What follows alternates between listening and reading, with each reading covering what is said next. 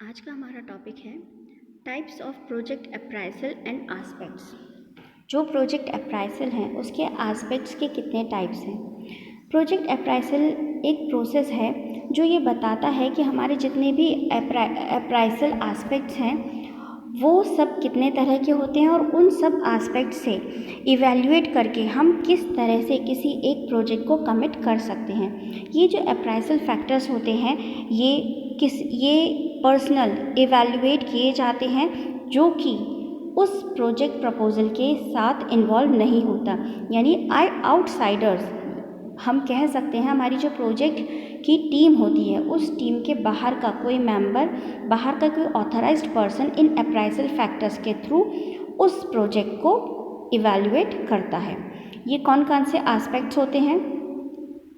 Organisational aspect, technical aspects, managerial aspects, economic aspects, financial aspects, marketing and commercial aspects.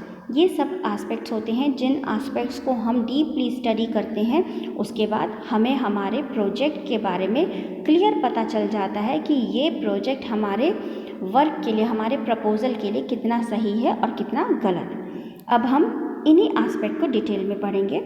तो सबसे पहले हमारा जो प्रोजेक्ट अप्राइजल है उसकी गाइडलाइन क्या होती है। जब भी हम किसी प्रोजेक्ट अप्राइजल प्रोसेस को स्टार्ट करते हैं तो उसकी एक गाइडलाइन होती है जिस गाइडलाइन को हमें फॉलो करना होता है कि प्रोजेक्ट हमेशा इकोनॉमिक, सोशल और फाइनेंशियल वायबिलिटी के थ्रू एक्सेस होना चाहिए। ये जितने भी एस्पेक्ट हैं ये प्रोजेक्ट की को स्टार्ट करने से पहले हम इन्हें एसेस करना चाहिए और एक ऐसा इंडिविजुअल पर्सन जो इसमें इन्वॉल्व नहीं होता है वो इन फैक्टर्स को एसेस करता है। अब इनकी प्रोजेक्ट अप्राइजल की टेक्निक्स और मेथड्स क्या हैं? बहुत सारी टेक्निक्स और मेथड्स हैं जिनके थ्रू हम प्रोजेक्ट अप्राइजल करते हैं, जिसमें हमारा technical feasibility, economic and financial analysis आता है and marketing and management competency, यानी हम टेक्निकल वो हमारे लिए सही है या नहीं इस चीज़ को पता लगाना, इकोनॉमिकली और फाइनेंशियल एनालाइज करना कि वो प्रोजेक्ट हमारे लिए, हमारे प्रपोजल के लिए कितना बजट में आ रहा है और कितना हम उसमें फ़ंड हमें मिल सकता है, कितना हम उससे फ़ंड अर्न कर सकते हैं, ये सारी चीज़ें। इसके अलावा मार्केटिंग और मैनेजमेंट कॉम्पिटेंस कि हमारा मार्केटिंग और मैनेजमेंट के थ्रू वो कितना वायबल है। ये सारी टेक्निक्स है जिनको एसेस करके ही हम किसी प्रोजेक्ट प्रपोजल को यूज़ कर सकते हैं। अब हम इन अप्राइजल टेक्निक्स की डिटेल को देखते हैं। Project appraisal financial analysis. Financial analysis वो एनालिसिस है जो किसी भी प्रोजेक्ट की कॉस्ट को एक्सेस करता है और ये देखता है कि प्रोजेक्ट के जितने रिवेन्यूज़ हैं उनको रिव्यू करता है, और साथ ही ये एक ऐसा टाइप है अप्राइजल एनालिसिस का जो कंपनी को ये बताता है कि आपको ना तो प्रोजेक्ट में ओवर स्पेंडिंग करनी है और ना ही आपको कम स्पेंड करना है, यानी जो रिक्वायरमेंट्स हैं उन रिक्वायरमेंट्स के हिसाब से आपके पास रिसोर्सेज होने चाहिए।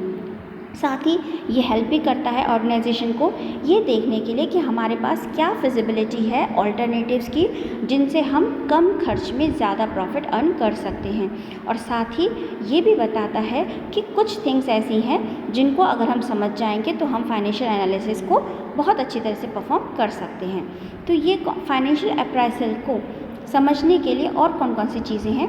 पहली चीज़ आती है कॉस्ट। पहली चीज़ आती है कॉस्ट। किसी भी कॉस्ट हमें सबसे पहले ये देखना होता है कि हमारा जो प्रोजेक्ट है उसकी एस्टिमेटेड कॉस्ट क्या है और हम जो आउटपुट हमारा बन रहा है, प्रोड्यूस जो हो रहा है, उसकी एक्चुअल में कॉस्ट क्या आएगी।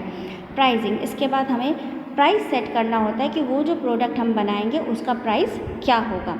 फाइनेंसिंग, हमें ये भी देखना होता है कि हमारा जो फाइनेंसिंग है वो हम जो भी हमें फ़ंड चाहिए, जो भी हमारा एफिशिएंट यूज़ है उससे ज़्यादा ही हमें इन्वेस्टमेंट मिलना चाहिए, और इन्वेस्टमेंट वर्सेस इनकम, यानी हमें ये देखना है कि हमारा जो कॉस्ट ऑफ प्रोडक्शन है और प्रॉफिट है उसे हमें बहुत अच्छी तरह से देखना है कि हम जितना इन्वेस्ट कर रहे हैं उसके हिसाब से हमें इनकम हो भी रही है या नहीं। ये चीज़ जाननी बहुत ज़्यादा ज़रूरी है। अब दूसरा एस्पेक्ट आता है project appraisal economic analysis. Economic analysis क्या है? इकोनॉमिक एनालिसिस वो अप्राइजल है जो ये बताता है कि हमारा जो प्रोजेक्ट है उसकी जो कॉस्ट है, जिस भी प्रोडक्ट को हम बना रहे हैं उसकी कॉस्ट का क्या बेनिफिट है, यानी जो जस्टिफाई करता है कि एक्चुअल में हम जो चीज़ बना रहे हैं उसका हम जो पैसा खर्च कर रहे हैं वो जस्टिफाई हो भी रहा है या नहीं। और साथ ही हमें ये भी देखना होता है कि हमारा जो इकोनॉमिक एनालिसिस है वो सारे की फैक्टर्स पर खरा उतर रहा है या नहीं। अब हम देखते हैं हमारे इकोनॉमिक अप्राइसल के लिए हमें किस तरह से क्या क्या चीज़ें समझनी होंगी। तो हमें सबसे पहले क्या देखना होता है कि benefits of the project, products and features. वो जो प्रोजेक्ट हम कर रहे हैं उसके क्या बेनिफिट्स हैं, प्रोडक्ट्स के क्या बेनिफिट्स हैं, उसके फीचर्स क्या है, ये सब जानना बहुत ज़रूरी है। Justification of the products by comparing with the project cost of production. Project cost का जो भी प्रोडक्शन है उसको हमें जस्टिफाई करना होता है, दूसरे प्रोडक्ट से कंपेयर करना होता है कि हम जो प्रोडक्ट बना रहे हैं वो कहीं ऐसा तो नहीं कि हम ज़्यादा उसकी कॉस्ट, हमारा कॉस्ट ज़्यादा पड़ रहा है और जो कॉस्ट हम उसमें लगा रहे हैं उस कॉस्ट के हिसाब से हमें इनकम हो भी पाएगी या नहीं, ये हमें देखना बहुत ज़्यादा ज़रूरी है। ये जब हम एस्पेक्ट देख लेते हैं तो इससे हमें बेनिफिट पता चलते हैं प्रोजेक्ट के। कौन से बेनिफिट होते हैं? वो होते हैं बेटर आउटपुट, हमारा आउटपुट इसका मतलब बहुत अच्छा है। बेटर सर्विसेज, ये सारे फैक्टर्स हमने जब एनालाइज कर लिए तो हमें पता चल गया कि हमारी सर्विसेज भी बहुत अच्छी हैं। बेटर एम्प्लॉयमेंट, इसका मतलब है कि हम हमारे प्रोडक्ट को जब हम बनाएंगे तो हमारा प्रोडक्ट बहुत अच्छा रहेगा, सब चीज़ बहुत अच्छी होगी और हम बहुत अच्छा हमारा एम्प्लॉयमेंट भी हम देंगे, रेवेन्यू हमें बहुत अच्छा मिलेगा, अर्निंग्स हमारी बहुत अच्छी होंगी, हम स्टैंडर्ड्स को भी बहुत अच्छा बना सकते हैं, हमारी इनकम बहुत अच्छी बढ़ जाएगी और हम बहुत अच्छा डिस्ट्रीब्यूशन कर सकते हैं। यानी अगर हम देखें तो हमारे इकोनॉमिक और फाइनेंशियल अप्राइजल करने के बाद हम इन सभी बेनिफिट्स को किसी भी प्रोजेक्ट के लिए अर्न कर सकते हैं। टेक्निकल एनालिसिस, टेक्निकल एनालिसिस में क्या होता है? टेक्निकल एनालिसिस हेल्प करता है कि हम उस प्रोजेक्ट के जितने भी टेक्निकल एस्पेक्ट्स हैं उन सबको स्टडी कर सकें। जैसे हम जो भी हमारा प्रोजेक्ट है उसमें हम कौन से टूल्स यूज़ कर रहे हैं, कौन सी टेक्निक यूज़ कर रहे हैं, उनका असेसमेंट करना ज़रूरी है, डिज़ाइन कौन सा है, प्लान कौन सा है, शेड्यूल कौन सा है, ये सारी चीज़ें हमें उसमें जाननी बहुत ज़्यादा ज़रूरी है। Organisational analysis, organisational analysis help करता है ये देखने के लिए कि हमारा जो प्रोजेक्ट है उसका जो स्टाफ है वो एडिक्वेट है या नहीं। इसका मतलब ऑर्गेनाइजेशन का जो स्ट्रक्चर है उस स्ट्रक्चर के हिसाब से हमारा पूरा स्टाफ है या नहीं जो हमारे उस प्रोजेक्ट को बहुत अच्छी तरह से चला सकता है। इसको देखने के लिए हमें रिसोर्सेज चेक करने होते हैं, रिक्रूटमेंट देखने होते हैं और ट्रेनिंग एस्पेक्ट्स को भी देखना होता है। Managerial analysis, managerial analysis help करते हैं हमारे प्रोमोटर्स एस्पेक्ट्स पर कि हमारा बिजनेस नॉलेज कितनी अच्छी है, हम कितना अच्छा कॉम्पिटेंसी हमारी है। कहने का मतलब अगर हम कहें तो हमारा जो मैनेजिंग पर्सन है यानी हमारे जितने भी बोर्ड ऑफ डायरेक्टर्स हैं, हमारे जितना मैनेजमेंट में इंक्लूड पर्सन्स हैं वो सब के बिजनेस की नॉलेज कितनी रखते हैं, इन चीज़ों को जानना मैनेजरियल एनालिसिस इन बातों को जानने में हेल्प करता है।